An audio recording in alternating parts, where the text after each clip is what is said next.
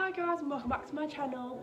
Today I'm going to be doing my pregnancy and birth story time, all about my whole pregnancy, how my birth experience was, how I'm now afterwards, 5 months after. So I hope you enjoy this video. Smash a like, comment down below and make sure you subscribe to my channel, and we'll see you in the video. So I asked over on my Instagram for some questions about what you'd like me to answer, and I've got a few, and I'm obviously going to just tell my side of the story from it. So the first question I got was when did I fall pregnant? I fell pregnant in June, but didn't find out until July the 11th, and I went for my first scan was the beginning of August, and I was 9 weeks pregnant. So when I found out, I was actually 5 weeks and 4 days. So obviously I was really early on. So when I first found out I was pregnant, I was not expecting it. Me and my boyfriend had only been together for 4 months, and we did not know what to think when we found out. We was happy but scared at the same time. We didn't know if we could be able to do it, didn't know how everything was going to work out. We was living at my mum's house at the time, so there wasn't enough room, as my brother and sister lived with me and my mum. There wasn't enough room for all of us to live there. So we waited a few weeks to process it ourselves, and then we told our parents. My boyfriend stayed living with me. He moved in with me during the lockdown because otherwise we wouldn't have been able to see each other. So he moved in with me, and we lived at my mum's together. So as my pregnancy went on, I got the first few weeks when I first found out, I had really bad sickness. It wasn't even just in the morning, it was all day long. I had that for literally weeks, so probably until I was gone past 20 weeks at least. It was so bad. I had to call in sick sometimes to work because I was literally just throwing up all day long. I couldn't be at work. And by the way, if you do see my arm rocking, it's because I'm rocking the swing. But yeah, I was so sick, it was horrible. That was the worst thing about my pregnancy. I actually had a really good pregnancy other than that. The sickness was so bad, I literally couldn't cope with it. So obviously, because we was in a pandemic, I wasn't able to have a gender reveal with all of our family. So the only people we had it with was my mum, my dad, my mum's boyfriend, my brother and sister, and my nan, and obviously my boyfriend. The only people we had, we did it at my house. We just popped a balloon and found out it was a little boy. My boyfriend was so happy when we found out it was a little boy. I did want a girl, but then when I found out I was having a boy, I was so excited, and obviously I wouldn't change him for the world now. But yeah, so we had the gender reveal at my mum's. I would have loved to have a gender reveal, but obviously we missed out because of COVID, which was really annoying. I also didn't get to have a baby shower because we wasn't allowed to mix with more than 6 people at the time or something like that. So the first few months of my pregnancy, I had a tiny bump. It was hardly noticeable. And then towards the end of my pregnancy, I got really big. Not even everywhere, just my belly. My belly got massive. So I left work. I went on maternity leave, I think about 36 weeks pregnant. I was going to work towards really close to the end, but I just broke my weeks up using my holiday to take time off. And then I went off the beginning of February. My pregnancy was honestly such an easy ride through. The only thing I had was morning sickness. I didn't really have any other issues until towards the end, when I did get quite uncomfortable. I couldn't really sleep. My bump was just really in the way, and obviously I'm quite petite as it is. I'm quite little, so when I had this massive belly, it was so horrible to try and get comfy to sleep and stuff. Obviously, due to COVID, I had to go to all my scans on my own, had to go to all my appointments. No one could come with me, which was really scary, being a first-time mum, not being able to have anyone with you. I didn't know what to expect. I've never been really in the hospital before, other than when I was younger, so I didn't know what to expect or anything. It was really scary. So we did book a private scan when I was 16 weeks pregnant for my boyfriend to come with me, so that we could find out the gender, and we found out the gender together, but we didn't find out at the scan. The lady we got a little card, so we found out then. And then my mum, we went to Card Factory, gave it to the lady, and she filled it up for the balloon for us, and no one knew what it was until we popped the balloon, obviously, which was lovely. But obviously, yeah, we just wish we could have had more people there. Through my pregnancy, I didn't really have many cravings. I know some people get really weird ones. The only thing I was obsessed with was ham baguettes. I always wanted a ham baguette with really salty crisps in. Everyone at work, I'd go have it on lunch, and they'd be like, "Megan, how are you eating the same thing again?" And I'd literally be like, "It's all I want to eat." Other than that, there wasn't anything else I really craved. I did like McDonald's cheeseburgers. I did eat them quite a lot, but it was hard to eat because everything I ate I was throwing up, so I didn't really want to eat anything because it wasn't worth eating. So then when it come to, his due date was March the 9th, it come to Saturday the 6th, and I woke up about 3 o'clock in the morning and I had really intense pains in my belly, and I did not know what to expect. See, I've never had contractions before, so I didn't know what they felt like. I obviously only read what they felt like, and people just say, oh, they feel like tightenings. So I was like, oh, maybe these are like my contractions. He's due in a few days, so it could be. My mum wasn't actually at home that night. She'd stayed at her friend's house. It was just me and my boyfriend. So I woke up and was sort of walking around the room and trying to like walk the pain off. And then my boyfriend got up and he was like, you okay? And I was like, no, not really, like, I'm in like really bad pain. So then he rang the hospital because I literally couldn't speak, I was in so much pain, and they was like, oh, come in, like we'll check you. So I got to the hospital probably around 4 in the morning. I went to Chase Farm Hospital. They checked me over and I was only 1.5 centimetres dilated, so I thought, oh, I'll be going home now. And then they asked to keep me in, so I stayed in hospital all day Saturday. My boyfriend was allowed to come with me, luckily. I thought he was going to have to go home. So he stayed with me all day, and then we was on a ward and they offered me a paracetamol for the pain, and I was literally like, no, I need something stronger than that. Like, I'm having contractions, I don't have a headache. So I then got the gas and air, which was great. I highly recommend the gas and air. That's all I had for my whole time I had contractions, all Saturday. And then Saturday evening came and they checked me over again, and I was only, well, they checked me when I was on the ward and I was 4 centimetres, so they took me down to delivery suite. Then 7 o'clock to Saturday night they checked me again and I was only 3 centimetres, so they had to send me home, or I could have stayed on a ward by myself, but I said no, it's fine, I'll go home, I'm not staying here on my own. So they gave me some painkiller, I'm not sure what it was, but it really eased off the pain. So I went home Saturday night, and then Sunday morning I woke up and I was still feeling fine. I was like, oh, this isn't that bad. I stayed at home all Sunday. My mum did my hair, like painted my toes and everything, ready to go back to the hospital. And then Sunday was evening come and I was in really, really bad pain again, and I didn't want to go to the hospital. I was like, no, I want to stay at home as long as I can. I don't want to be there, because it's not nice, because you're shut off, like you can't really speak to anyone else because obviously COVID was around, so you're literally just in your little, like your bed, and that's it. So in the end I was like, fine, I'm going to have to go to the hospital, I'm in so much pain. So I got to the hospital and the food there was horrible. Like, the hospital food is the actual worst. Everything's undercooked or just mank. So I ordered McDonald's and I was eating McDonald's in the room. I was like bouncing on the ball. The ball, I don't really think it helped the pain. It sort of just it makes you think about other things because you're bouncing, so you're concentrating on that, you're not concentrating on the pain, which is obviously better. The gas and air I recommend completely. I refused, like, I didn't want the epidural for my birth at all. I was like, no, like if I could do it with gas and air, then I will just have that. So I managed to cope with just the gas and air. They did offer me to get into the pool, but I didn't want to. I was happy to be on the bed. I tried every position on the bed possible and nothing was comfortable when trying to push the baby out. They didn't check me again from when I left Sunday night until Monday morning when I actually had him, so I don't know when I reached 10 centimetres dilated, but all of a sudden I was laying on the bed and I got the urge to do a poo, which is obviously when you know that you need to push. So as soon as I got this, I was in so much pain that I couldn't actually speak, so I was trying to get my boyfriend to tell the midwives, like, she needs to push. So they finally come over and I started pushing, and that's when I was trying all these positions and nothing was comfortable. I was like, no, I'm in, like, it's really awkwardly uncomfortable. So I then got on the little birthing stool, which is where I actually gave birth. It was like this little chair, and then my boyfriend was sat behind me. I was like hanging onto him for dear life, trying to like push the pain out onto him.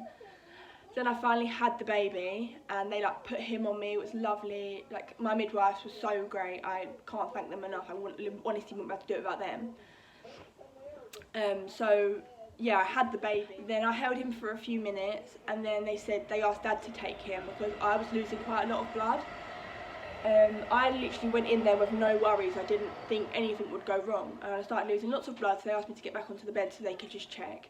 as I got back on the bed, they then said, we're going to have to like take you to theatre, you're losing quite a lot. They flipped this like thing behind me and all these people rushed in, and oh my god, I've never been so scared in my life.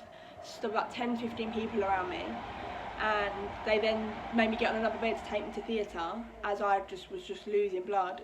I think what happened was the placenta was still stuck inside, like parts of it, so it wasn't like, it hadn't all completely come out, which was obviously annoying.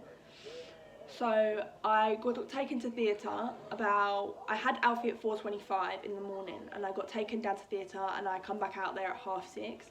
They had to give me the epidural when I was in theatre, which was obviously a pain because I'd just done all of that work without it, and then they gave me the epidural, which was crap. So I had that, and that was the worst thing I've ever experienced. That was worse than giving birth. I would rather give a birth again than have the epidural. Obviously they put it in your back, which it didn't hurt, I couldn't really feel it. I think it's because I was in so much shock. But the pain, like in my legs, they made my legs feel so heavy. It was the worst. I honestly hated it. I had to sign something as well. I'm not actually sure what it was. I was so like confused. I signed something, I think it was just to say like if anything goes wrong, like it's not really their fault or whatever. But yeah, I signed that. They did what they had to do. I didn't tear or anything, which I was really happy about. So then I got taken back to the recovery ward where I was with Reese, like my boyfriend, and the baby again. And I was shaking, I was freezing.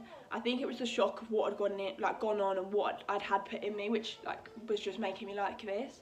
But I was shaking so bad. It was so uncomfortable for ages, until then I couldn't hold the baby because I couldn't lift my arms up. I was just shaking so much. I had so many like needles in my arms and stuff. It was just horrible. So once I got back into the recovery ward and I'd sorted myself out, I felt a lot better. I wasn't on the ward with anyone else, it was just me. So my boyfriend was allowed to stay with me, thank God, because the visiting hours were really crap, but depending on what ward you was on. So he should have gone home, but they let him stay because there was no one else up there. Also, I wasn't allowed to get out of bed, so it made sense for him to stay because otherwise I wasn't going to be able to get Alfie out of like the little like crib thing that he's in. So they let him stay for a little while, and then he went home to get some rest himself because he hadn't slept for days properly. So then yeah, he went home. I tried to get some sleep, but it's quite hard in the hospital because people are constantly coming in and out. It's just all a bit of a pain. So then Monday evening came about midnight, and they was meant to come and get some bloods from me to check my iron levels, and they didn't. They come around at midnight and they moved me back onto the ward. So I went back onto the ward, and then the visiting hours in that ward were different. So my boyfriend was allowed back up at 9 in the morning. No, 1 in the afternoon. So he come up at 1 and stayed with me till, no, I think I got that wrong. No. He came up at 9 and had to leave by 1 o'clock, which was rubbish, obviously, because then it means I could sleep in the morning, but the whole afternoon I was going to be on my own in the hospital. So he come up, he stayed. He stayed a bit longer than he should have done. He was like quite lucky. He just stayed behind our curtain, and no one really told him to leave, which was obviously really good. I was so happy about that. I didn't want to be on my own at all. The first night he left, I cried for ages because I just didn't want to be there on my own. So then Tuesday came, I was at the hospital all day, eating more crap hospital food. The hospital, my experience, it was alright. I think it's quite hard when you're younger because the nurses and stuff, I feel like they judge you more because you're young. I feel like I got treated a lot differently to how other ladies got treated, which obviously isn't fair because it doesn't matter how old you are, like you're in the same situation. But anyway, I was just like whatever, I didn't really speak, I was just FaceTiming my mum and like my boyfriend, just keeping me company. And then Wednesday came and I had to have a blood transfusion because I lost so much blood. I think I lost near to 2 litres of blood.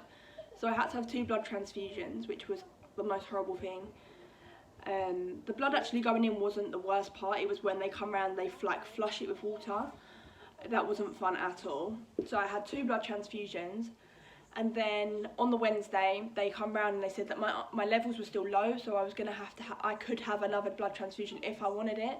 And I said no, I said I was fine, I was like, I feel fine, I'm going home, I don't want to be here anymore. So I didn't have that. And then about 3 o'clock, that's when I was allowed to go home. I got my boyfriend, I was waiting for medication, I had to have injections in my stomach for 10 days after birth to prevent blood clots. So I had to wait for that to get delivered to the hospital. I had to wait for something else to take, I can't remember what it was. I had some tablets to take afterwards as well, which I was waiting for. So I made my boyfriend go and say to them, like, where are they? And then the woman went and got them for me finally, so they let me go home at 3. And I went home, we left the hospital, we went home, and my brother and sister were still at school. So I rang my mum and said, like, oh, I'm coming home, but don't tell the kids, like, wait until they get home. So then we got home, we sat down for a bit, we just chilled for a little while, and then she went and got the children from school, got home, and I surprised them, and they were so happy. It was so cute. If I can find the video, I'll try and insert it in here. But it was the cutest thing ever. So then we just chilled that evening. That was the Wednesday night that I got let home.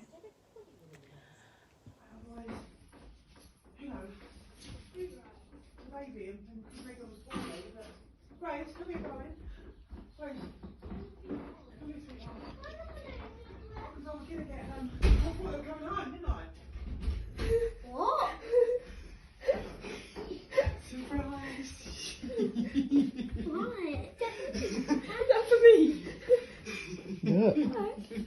So I'm now I'm nearly 5 months postpartum. My baby is 5 months old on the 8th of August. Life now is so different. Like, we've moved out, we've got our own flat now because obviously we couldn't live at home anymore. We stayed at my mum's for 2 months, I think, and it was all right there. It was hectic because it was my mum, there was my brother and sister, there was my brother and sister's dad, there was my nan, so it was really hectic in that house. There was never really quiet time because there was so many of us there, so it was so hard. Like, when one of us want to chill, the other ones are like excited and energetic, and the kids, my brother and sister are only 7, so they're still hyper. So it was really hectic there. I'm so grateful that my mum let me stay there for that long, though. It was hard for her because she went from having 3 children in the house to having my boyfriend live with us and our baby now there. Oh, you okay? So it was hard, but we made it work. It was fine. I'm so grateful that she let us live there. So we now have our own flat. The things that I've experienced after having a baby are so bizarre. Like, my nails are so weak now. They just snap all the time. I have like fake nails on because my nails are just so weak. The hair loss after having a baby, I've only noticed it probably the last maybe 2 months. But my hair falls out so much. It's so bad. Like, I did have long hair like all the way down to like my waist, but I've cut it all off. I've got like really short hair now because long hair with a baby is not the one. Like, they're constantly grabbing onto it. So I cut it all off, and then the hair loss has started. It's tied up at the moment, but it falls out in clumps all the time. In the shower's always full of hair. It is really bad. Scary experience. Like, the actual pregnancy was fine. The giving birth was fine. I would do that all over again, minus the morning sickness. But then it was the getting rushed to theatre. That's put me off. It was so scary because I'd never been there before. I'd never been in that situation. I hadn't even thought about that situation before I went to the hospital. So going there for my first ever time to have a baby and then that happening was so scary. And I know there's so many more worse situations that could have happened, but being 19 and that happening and me and my boyfriend not knowing what was going on was so scary. I feel for my boyfriend. He was left in the room by himself with the baby. I'd literally given birth and he was left with this baby. Like, what do I do? He had no clue what was going on with me. He kept asking people and they just said, oh, she'll be back soon. He didn't know if I was coming back or not. It was the most scariest thing. He looked at me and his face just looked absolutely petrified before I left to go to theatre. They wouldn't tell him anything. They didn't know much because they weren't in the room with me, but they just weren't giving him any reassurance to make him feel better. Another thing I can say, actually, going back to my pregnancy, is the smell and the taste of things was off so much. My mum would have flowers at the bottom of the stairs, and I think they were lilies. I used to come down and say, Mum, get rid of them, they stink, I can't, it was making me feel sick. There was something else in the kitchen, I can't remember what it was, but it reeked. I was like, Mum, you need to get rid of that, I'm gonna be sick. I couldn't stand the smell of vanilla air freshener. That was literally the worst.